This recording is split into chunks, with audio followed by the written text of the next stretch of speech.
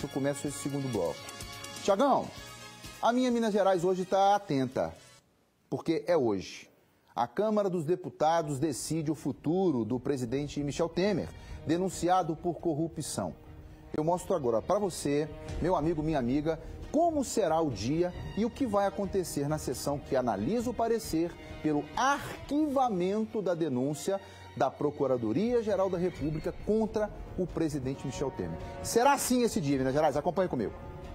Para começar a votação da denúncia, pelo menos 342 deputados precisam estar presentes. Se houver quórum, 2 parlamentares passam a falar a favor e outros 2 contra a denúncia. Cada um tem 5 minutos para discursar. Já os líderes de bancada podem orientar os votos por 1 minuto. As questões de ordem, dúvidas de interpretação ou aplicação do regimento estão liberadas, o que pode atrasar a votação. O rito é semelhante ao do processo de impeachment da ex-presidente Dilma Rousseff. A votação é nominal. Os parlamentares vão ser chamados em ordem alfabética por estado alternadamente, do norte para o sul. O voto sim é pela aprovação do texto do relator Paulo Abiakel, ou seja, pelo arquivamento da denúncia contra Temer. O não é pela rejeição do relatório e prosseguimento da denúncia.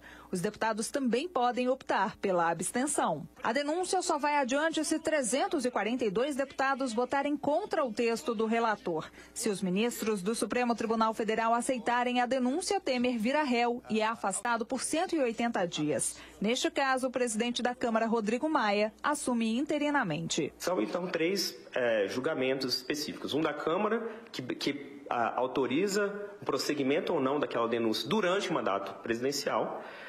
Depois, um julgamento do Supremo Tribunal Federal, se recebe ou não juridicamente a denúncia do Procurador-Geral da República, e depois um julgamento final de mérito com relação à ação penal. Isso significa que, se o cenário for favorável ao presidente, a denúncia fica suspensa apenas até o fim do mandato e segue para a Justiça Comum, afirma este jurista. Não é uma anistia. A ação volta a tramitar e então ele será julgado pela denúncia formulada pelo Procurador-Geral da República. Minas Gerais, mas antes de chegar nesse ponto, a denúncia passou pela Comissão de Constituição e Justiça.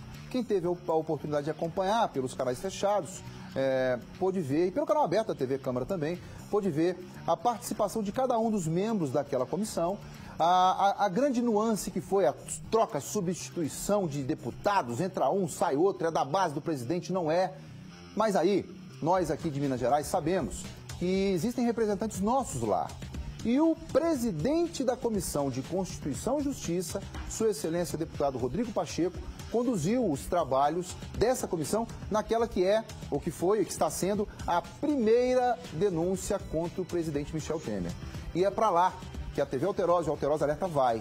Estamos agora com Sua Excelência no anexo 4, pertinho do Congresso Nacional, ao vivo, com a repórter Luísa Machado, que tem na sua companhia o excelentíssimo senhor deputado federal Rodrigo Pacheco, presidente da Comissão de Constituição e Justiça da Câmara dos Deputados. Boa tarde, Luísa. Boa tarde, deputado federal.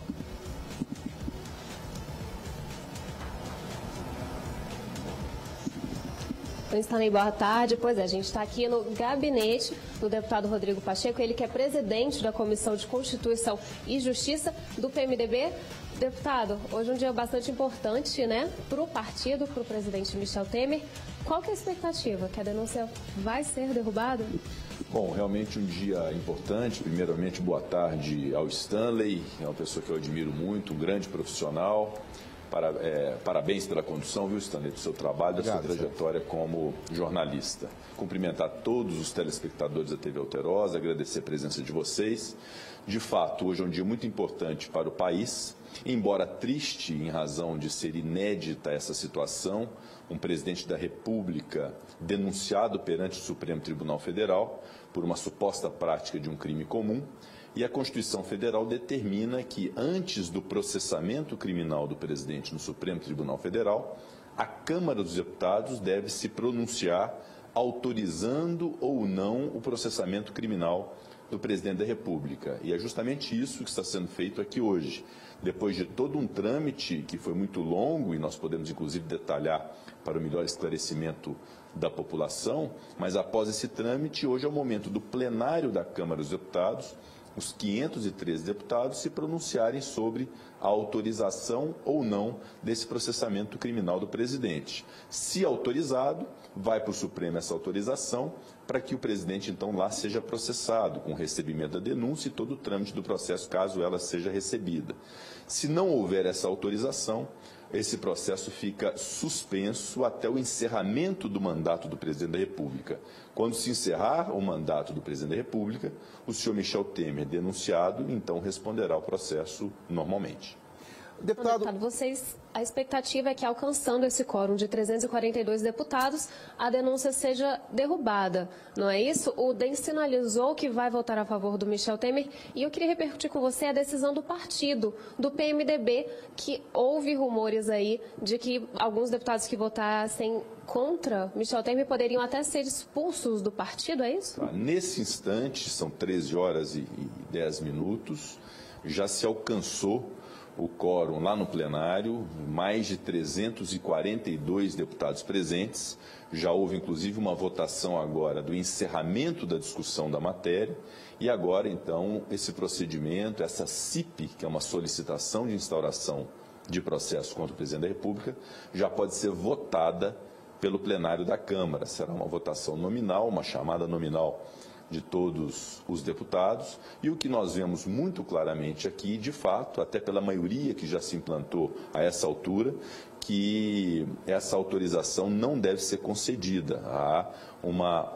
Não há a perspectiva daqueles que são favoráveis à autorização de conseguirem os 342 votos. Então há uma tendência hoje muito forte, muito clara, de não haver essa autorização do processamento criminal do presidente. Em relação às posições dos partidos, eu respeito todas essas posições, mas acho um grave e grande erro do PMDB fazer o chamado fechamento de questão, que é um instituto que existe no Estatuto do Partido para se definir que o partido obriga os seus membros a votar de tal ou qual jeito. Isso serve para aquelas matérias como projetos de lei, reformas ou algo que atente contra o princípio do partido, as diretrizes, os preceitos do partido político.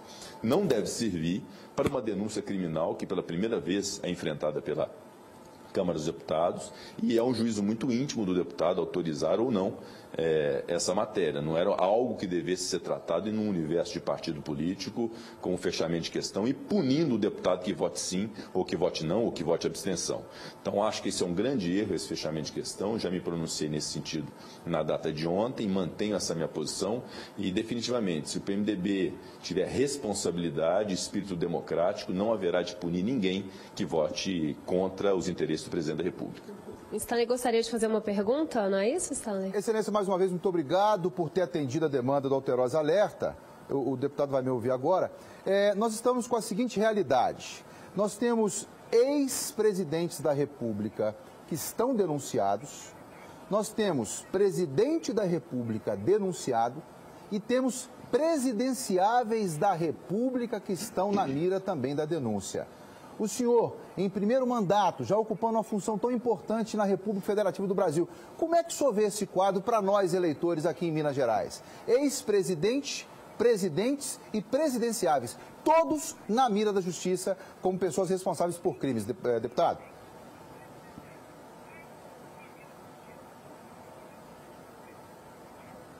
Eu considero que essa é uma realidade que nós vivemos no Brasil hoje, que já é inafastável. A política passa por um momento de depuração das investigações contra todas as pessoas que, porventura, tenham praticado algum tipo de mal feito. Obviamente que é preciso preservar os direitos constitucionais de ampla defesa, de contraditório, de devido processo legal, de presunção de inocência, preservar os institutos processuais penais e de direito penal em relação a essas investigações, mas é uma realidade que veio para ficar, essa realidade que a política tem que passar por essa depuração, que novos nomes surgirão e que farão uma política diferente daqui para frente. Tudo isso nos entristece muito de saber que ao longo de anos o Brasil passou pelas mãos de pessoas que não tinham essa responsabilidade, esse espírito público. Mas, obviamente, em cada situação dessa, a cada pessoa envolvida com esse tipo de problema, é preciso garantir o direito que essas pessoas se defendem. E, ao final disso, o judiciário vai estabelecer quem é culpado, quem é inocente, e é muito importante que a população possa assimilar isso. Aquelas pessoas que, ao final, forem condenadas pela justiça não poderão mais participar da política, até porque há vedações legais em relação a isso. Então, vejo, por um lado, com otimismo, que é uma oportunidade que nós temos de renovar efetivamente a política, mas, por outro lado, com um tom de tristeza, porque num país que se pretende ser civilizado, que se pretende ser sério, que se pretende ser desenvolvido, é muito ruim ver a política nesse momento como ela está, de absoluta descrença da população. Vamos ter esperança de que nós possamos virar essa página e construir um país mais sólido, com instituições fortalecidas, com instituições que se respeitem.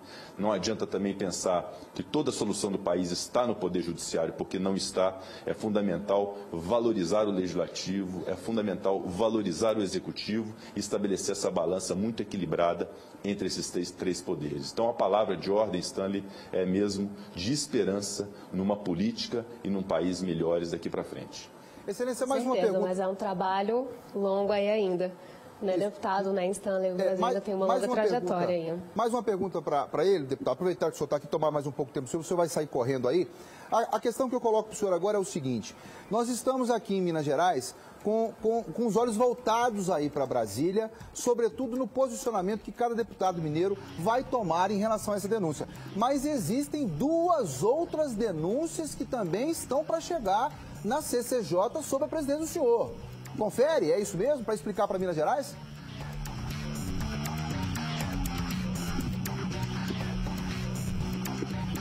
Bom, esta denúncia é que está sendo apreciada na data de hoje, depois de ter tramitado na Comissão de Constituição e Justiça. Há uma possibilidade, uma perspectiva que tem sido anunciada de uma nova denúncia, ou de duas novas denúncias, que terão que ter o mesmo trâmite na Câmara dos Deputados. O que eu busquei fazer, Stanley, como presidente da Comissão de Constituição e Justiça, foi estabelecer primeiro a premissa de que não havia aqui a interferência do governo ou de quem quer que seja na condução dos trabalhos. Portanto, eu designei originalmente um relator independente, que foi o deputado Sérgio Sveiter, que se manifestou da forma como ele achou, sem qualquer tipo de interferência de ninguém, ele que chegou à convicção que tinha em relação à necessidade de autorização do processamento do presidente.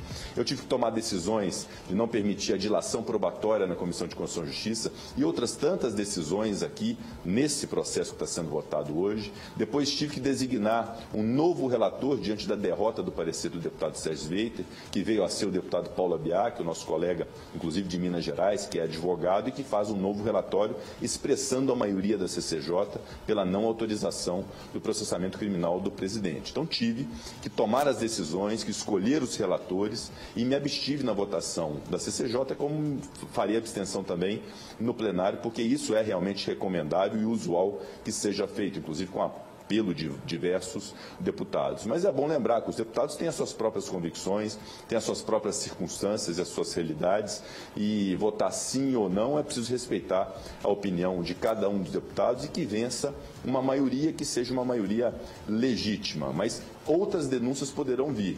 E esta mesma tônica que nós imprimimos aqui, de independência, de não aceitação de qualquer tipo de interferência, embora tenha havido aquelas substituições na CCJ, que eu fui contra, inclusive, manifestei publicamente em razão ao questionamento ético dessas substituições, nós vamos manter essa mesma tônica de imparcialidade, de isenção e de eficiência aqui na CCJ se outras denúncias vierem contra o presidente da República. Vou fazer mais uma pergunta ao senhor, deputado. Enquanto o senhor me ouve, me segura para mim, Luísa.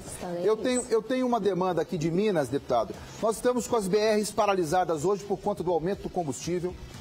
Nós estamos, o senhor não está acompanhando, mas Minas Gerais está acompanhando a paralisação de caminhoneiros, que, na minha opinião, com a manifestação legítima desse aumento absurdo dos combustíveis. Nós temos policiais militares tendo que correr atrás de bandido a todo instante, com caixas explodidos a todo instante no interior de Minas Gerais. Nós temos problemas seríssimos em relação à nossa saúde. Nós temos vários problemas brasileiros, deputado, mas com uma ênfase muito grande aqui em Minas Gerais. Eu queria solicitar, em nome do povo mineiro, ao senhor e que leve aos pares do senhor, deputados federais, que nós não queremos, deputado, nós não queremos a maioridade penal em 18 anos. Nós não queremos que o crime de trânsito seja culposo, nós queremos que ele seja doloso. E que o senhor possa, por gentileza, mesmo que o senhor não concorde com isso, saber que Minas Gerais acompanha para e passo o andamento da atividade de cada um dos senhores aí. E mais uma vez, com as considerações finais do senhor, o nosso mais sincero muito obrigado do Alterosa Alerta, a participação do senhor ao vivo aqui no nosso programa. As considerações são do senhor, deputado.